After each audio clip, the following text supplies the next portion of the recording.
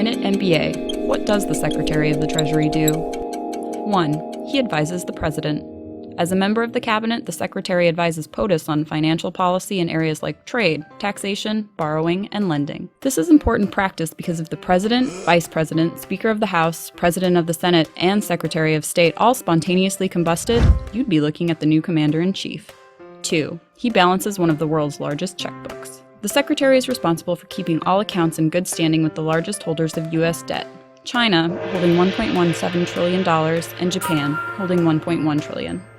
The Treasury pays for its debt by issuing fancy, interest-earning IOUs like securities and savings bonds.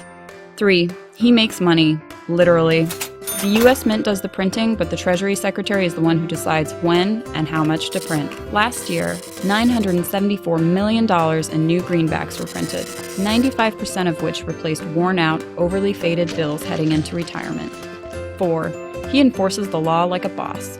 In addition to your standard tax evaders, the Treasury also goes after counterfeiters and forgers with a squad of elite crime fighters, the Secret Service.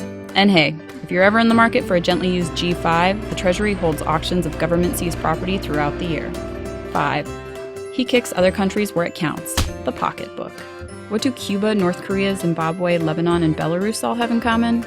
They and 11 other nations are currently under economic sanctions by the U.S. Department of the Treasury. To learn more about executive management, check out onlinemba.com.